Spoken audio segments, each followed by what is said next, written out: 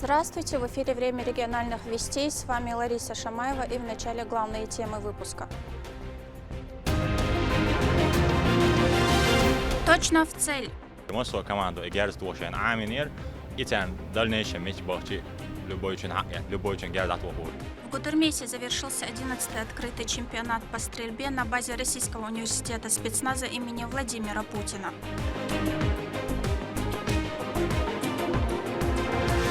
Контроль и безопасность.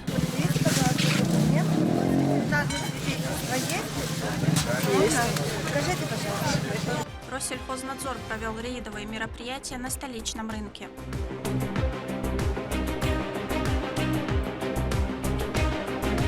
Дом, где все кувырком. Мне нравится эта роль. И мне нравится эта комедия, ее искрометный юмор мне нравится. В Грозном прошла премьера одноименной пьесы Альваро Портеса.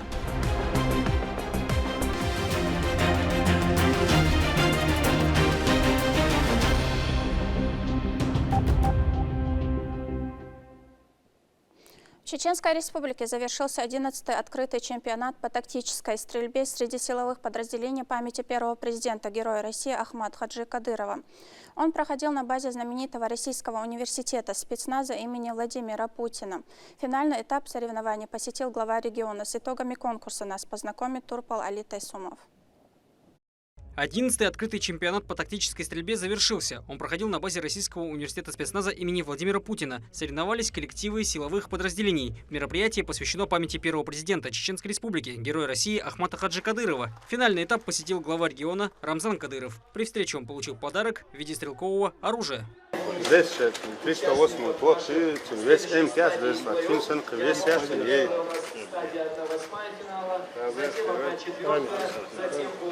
Спасибо большое. 22 команды включали 200 бойцов элитных силовых подразделений нашей страны и Республики Беларусь. Самым молодым участником состязаний был начальник отдела обеспечения безопасности главы Чеченской Республики Адам Рамзанович. Во время демонстрации огневой мощи его поддерживали не только бойцы, но и внуки героя России Ахмата Хаджи Кадырова.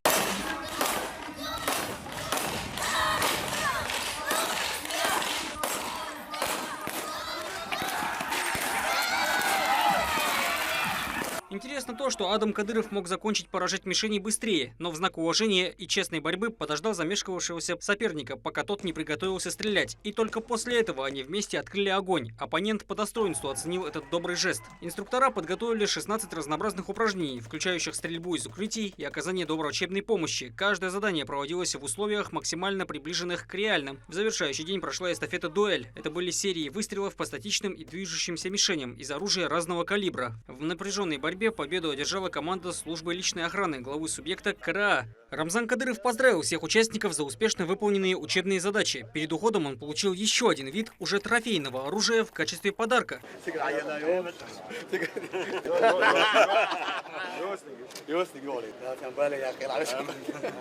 Участники отметили пользу данных соревнований. Это, по их словам, закаливает дух и учит быстроте реагирования при внезапной атаке противника. Понравилось даже тем, кто просто пришел поддержать профессиональных стрелков, защитников Отечества.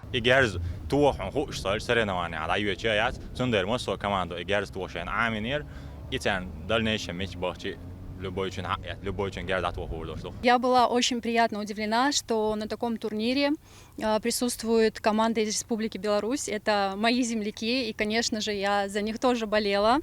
Но все-таки уровень ребят, которые я увидела здесь из Чеченской Республики, я не буду называть команды, потому что они просто все хороши, очень мощные, очень сильные. И мне кажется, имеет место быть ребятам из всей России приезжать и все-таки здесь подтягивать свой уровень. В ходе торжественного вечера в Грозном Рамзан Кадыров обратился к собравшимся с благодарственной речью. Он рассказал, что военнослужащие, находящиеся здесь, это лучшие из лучших. Элита, которая готова выполнить любой приказ, который поступит от верховного главнокомандующего. Дорогие друзья, за 11 лет работы Российскому университету спецназа имени Владимира Владимировича Путина удалось достичь многих результатов не только в стране, но и на международной арене, где команды из Чеченской Республики неоднократно становились чемпионами.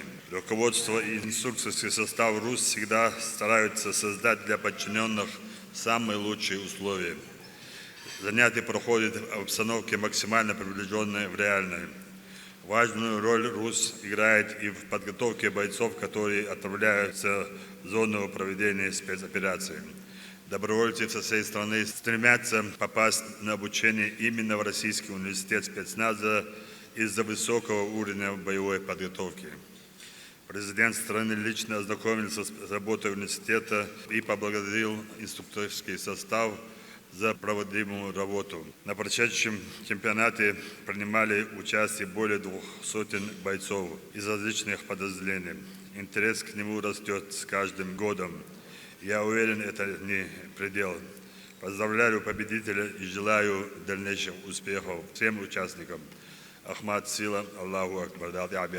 Во время церемонии награждения руководитель субъекта вручил презенты за первое место в отдельном зачете команде КРА. Второе место занял специальный полк полиции имени Героя России Ахмата Хаджи Кадырова, команда Ахмат-1. Замкнул тройку коллектив Собор Ахмат, управление Росгвардии по Чеченской Республике. В основном зачете были вручены кубки и медали команде МВД Республики Беларусь, ОМОН, ГУВД, Мингор исполкома. Серебро досталось команде управления ФСБ России по субъекту «Гранит». Бронзу увез с собой коллектив «Шквал» из Иркутской области. За личные заслуги, связанные с развитием Российского университета спецназа, руководитель региона вручил высшую награду субъекта орден Кадырова Адаму Рамзановичу, а также Апти Расханову, Рахману Эльдарханову и Адаму Батырову. Награждаются орденом Кадырова Кадыров Адам Рамзанович, начальник службы обеспечения безопасности главы и правительства Чеченской Республики.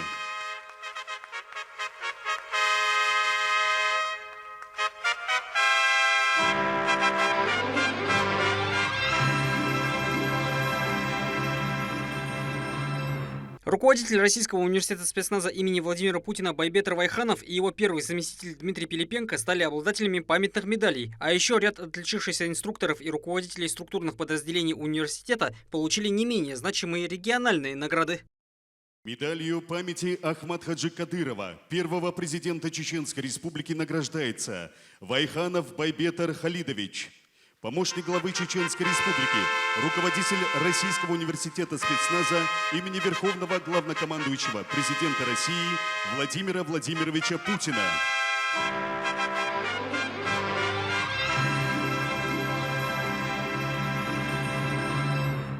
Пилипенко Дмитрий Александрович, подполковник полиции, первый заместитель руководителя Российского университета спецназа имени Верховного главнокомандующего президента России Владимира Владимировича Путина.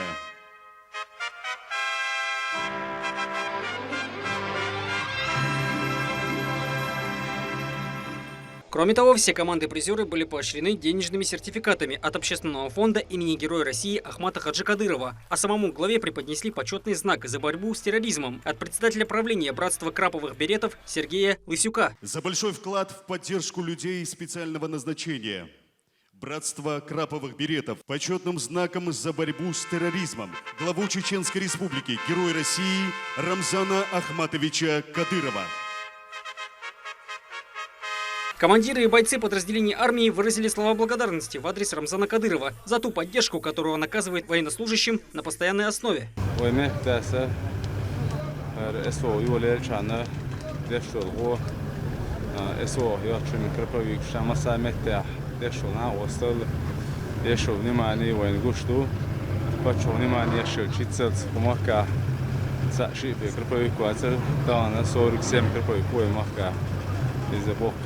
Бойцы в очередной раз доказали свою готовность при наступлении опасности дать отпор любому противнику, который позарится на территориальную целостность государства и субъекта. Турпал Лолита Исумов и Сайдселим Амбукаев при поддержке пресс-службы главы и правительства Чеченской Республики. Вести, Чеченская Республика. В зоне СВО также провели религиозное мероприятие, приуроченное к 73-й годовщине со дня рождения первого президента Чеченской Республики Героя России Ахмад Хаджи Кадырова. Под руководством Мусы Иблаева борцы батальона Юг Ахмат Министерства обороны Российской Федерации провели обряд жертвоприношения. Мясо крупного рогатого скота было роздано на передовой. Россельхознадзор проводит рейдовые мероприятия на рынках региона, проверка необходимой документации, профилактическая беседа, работа, направленная на то, чтобы обезопасить население. Что последует за несоблюдение необходимых правил, узнаем из следующего сюжета. На стихийном рынке «Северный», который каждую субботу посещают торговцы сельскохозяйственной продукцией из личных подворий, прошло контрольно-надзорное мероприятие. Сотрудники Россельхознадзора провели проверку соблюдения обязательных требований ветеринарного законодательства. Здравствуйте, я с управления Россельхознадзора. Подивитесь, пожалуйста, документы. Ветеринарное свидетельство есть? Покажите, пожалуйста. Основной целью мероприятия было убедиться в наличии у продавцов необходимой документации. Особое внимание уделялось наличию ветеринарно-сопроводительных документов и регистрации в государственной информационной системе «Меркурий». Обязательно при себе должны быть ветеринарное свидетельство, а также ветеринарный сертификат на реализуемую продукцию. Специалисты также провели консультации с контролируемыми лицами о возможных последствиях нарушения правил содержания личного подсобного хозяйства, производства и переработки товаров животного происхождения. У нас плановые мероприятия. Раз в 3 месяца мы проводим такие профилактические мероприятия, консультирования. И по мере необходимости также у нас бывают и внеплановые выезды, где мы осуществляем данные мероприятия. Такие мероприятия проводятся с целью обеспечения безопасности продукции животноводства и защиты здоровья потребителей. Они направлены на предотвращение заноса и распространения на территории республики заразных, в том числе особо опасных болезней, общих для животного и человека. В случае выявления нарушений специалисты будут принимать соответствующие меры. Это необходимо для поддержания благополучия жителей региона и обеспечения безопасности продукции, предлагаемой на рынке. Аида Магомаева, Саид Эмин Мусаев, Вести, Чеченская Республика. На базе железнодорожной станции Грозный начал функционировать новый контейнерный терминал, который уже принял 2 40-футовых контейнера с товарами из Китая. Это стало возможным благодаря заключенному соглашению между Министерством транспорта, связи и цифрового развития республики и компанией «Модуль» в рамках Кавказского инвестиционного форума. Как отмечают представители компании, уже поступают заказы на прием и отправку товаров железнодорожными контейнерами. Преимуществами такой перевозки являются надежность, сохранность и скорость грузов. В связи с тем, что у нас уже начал функционировать в Грозном контейнерный терминал, который может обслуживать весь Северный Кавказ, любые получатели груза могут получать груз на Грозном контейнерном терминале с полной очисткой груза, то есть со всеми таможенными услугами и любым видом транспорта. Не только РЖД, но и авто, и авиа. Для тех, кто возит груз через Новороссийск, им выгоднее возить на Грозный железнодорожным путем, потому что они экономят время, деньги, сокращают путь. Где-то в районе 500 километров, минуя минеральные воды. Ожидаются еще много контейнеров, где-то примерно 1 поезд в неделю. Стараемся максимально расширить деятельность. В Грозном прошел премьерный показ спектакля «Дом, где все кувырком» по мотивам одноименной пьесы Альвара Портеса. Эксцентричная комедия запутана историей, интригами и авантюрными приключениями. Спектакль, наполненный коварством, юмором и романтикой, был тепло принят публикой. Впечатлениями зрителей поделится Мадина Нуцалчиева. «Дом, где все кувырком» — это классическая южноевропейская история о любви и ревности, гордости и чести. Все события пьесы разворачиваются в предместьях Мадрида. Эксцентричная испанская комедия по мотивам одноименной пьесы Альвара Портеса погружает зрителя в водоворот страстей, где главные герои из-за путаницы, вызванной неразберихой, вынуждены разбираться в интригах. Кабира Джабирова работает учителем английского языка. В свое свободное время она спешит посетить театр. Я вообще большая поклонница театра, очень люблю, хожу, можно сказать, практически на все спектакли, особенно когда приезжают там московские и так далее из других городов, тоже стараюсь не пропускать. Но стоит мне рекламу у кого-то увидеть, на статусах обычно вижу у знакомых, это тоже увидела на статусе. Увидев, что там снимается Хава Ахмадовна, я решила посетить, потому что с ее участием в спектакле не видела никогда. Но обычно она, как человек публичный, часто выступает там перед спектаклями, после спектаклей. И она мне очень нравится, такая живая, энергичная.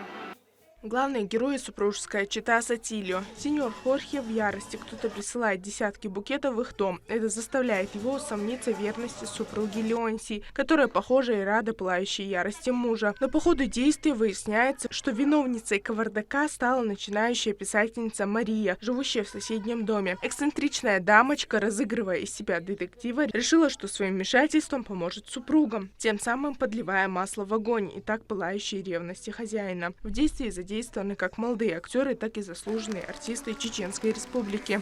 У меня роль Леонсия. Эта роль вот изначально, как мне была доверена режиссером Дмитрием Горником, московского режиссера. Вот так я ее на протяжении нескольких лет играю. Мне нравится эта роль. И мне нравится эта комедия, ее искрометный юмор. Мне нравится, что туристы приходят на этот спектакль. Как известно, с июня в театрах сезон показов закрыт, и чтобы жителям и гостям Грозного, тем, кто любит живую игру актеров, было куда пойти, и был создан этот проект. Спектакль идет на русском языке, продолжительность 1 час 30 минут. Путешествую со своим сыном по Дагестану, по Чеченской Республике, и, конечно же, я знала, что будет этот спектакль. Я заранее договорилась с Хавой Лалиевной и попросилась на этот спектакль. Была приглашена с большим удовольствием. Сегодня посетила театр. Это было одно из великолепных путешествий в Чеченский театр. Спектакль, я считаю, как режиссер, я считаю, что этот спектакль очень будет, наверное, кассовым. Такие жанры всегда необходимы. Самое главное, вот этот спектакль идет на русском языке без синхронного перевода, что мне нравится. И я понимаю, как артисты играли бы на чеченском языке. Это было бы еще интереснее. Невероятно яркий и зажигательный спектакль, наполненный коварством и интригами, юмором и романтикой, был тепло принят публикой. А уже в сентябре зрители Чеченской Республики ожидают новые сценические постановки и свежие спектакли. Мадина Цолчиева, Магомед Басаев, Руслан Магомадов, Вести, Чеченская Республика. К этому часу это все события. Еще больше новостей можете узнать на наших аккаунтах в социальных сетях и в приложении «Смотрим». С вами была Лариса Шамаева. И до новых встреч в эфире.